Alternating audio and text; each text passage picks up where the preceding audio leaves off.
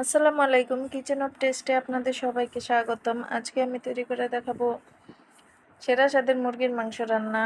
এটা খুব সহজেই রান্না করা যায়। তো চলুন শুরু করা যাক।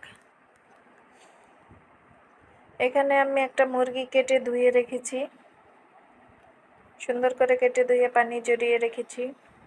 এখন মশলাগুলো রেডি করে নেব। এখানে আমি 2 টেবিল চামচ রসুন বাটা, 2 টেবিল চামচ আদা বাটা, 2 টেবিল চামচ পেঁয়াজ বাটা, আর এখানে কিছু পেঁয়াজ কুচি আর গরম মশলা, গোটা গরম মশলা রেখেছি।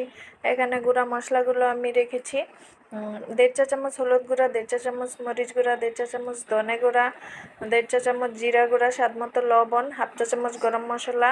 এখন আমি চুলায় একটি কড়াই বসিয়ে কড়াইয়ে তেল দিয়ে দিলাম। তেলে গোটা গরম মশলাগুলো দিয়ে দিব। মশলার সাথে আমি পেঁয়াজ কুচি দিয়ে দেব।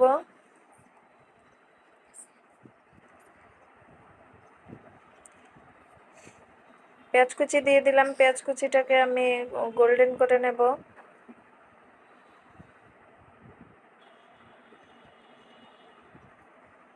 নেড়ে চেড়ে আমি গোল্ডেন করে ভেজে নেব। এই যে কিছুটা গোল্ডেন হয়ে গেছে। এখন এই পর্যায়ে আমি বাটা মশলাগুলো যে রেখেছিলাম সেগুলো দিয়ে দেব। বাটা মশলাগুলো দিয়ে দিলাম। আদা রসুন আর পেঁয়াজ বাটা। এটা তেলের সাথে একটু কষিয়ে নেব যাতে কাঁচা ভাবটা চলে যায়।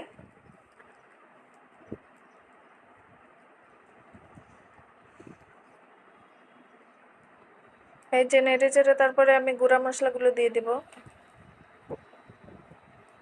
এই যে এখানে সবগুলো গুঁড়া মশলা আমি এখন দিয়ে দিব। দিয়ে এটাকে তেলের সাথে নেড়ে চেড়ে কষিয়ে নেব।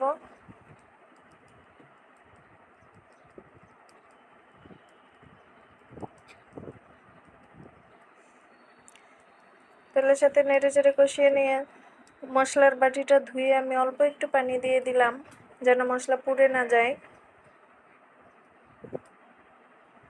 তো এই যে পানি দিয়ে কষিয়ে এখানে আমি মাংসগুলো দিয়ে দিব।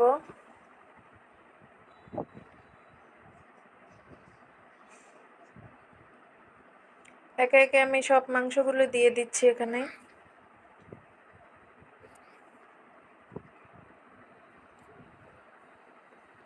মাংসগুলোকে নেড়ে চেড়ে কষিয়ে নেব। এই তো আমি মাংসগুলো সব মশলার সাথে মিশিয়ে নিচ্ছি।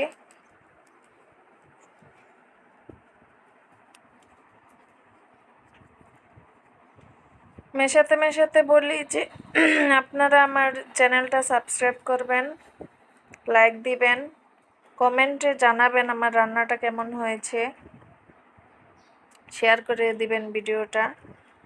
প্লিজ আমার পাশে থাকবেন। তো এই যে আমি এখন ঢাকনা দিয়ে ঢেকে দেব। মাংস থেকে যে পানি উঠবে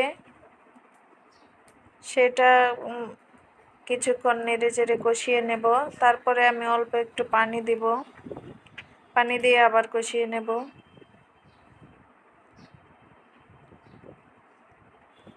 3-4 মিনিট ঢাকনা দিয়ে ঢাকনা খোলার পর আমি আবার নেড়ে চেড়ে কষিয়ে নিয়ে এখন একটু পানি দিয়ে দিচ্ছি।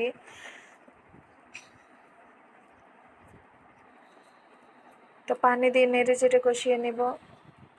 আবার ঢাকনা দিয়ে ঢেকে দেব।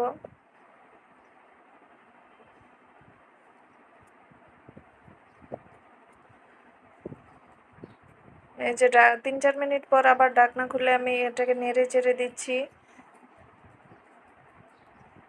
এখন আমি এখানে একটু ঝোল দিয়ে দেব।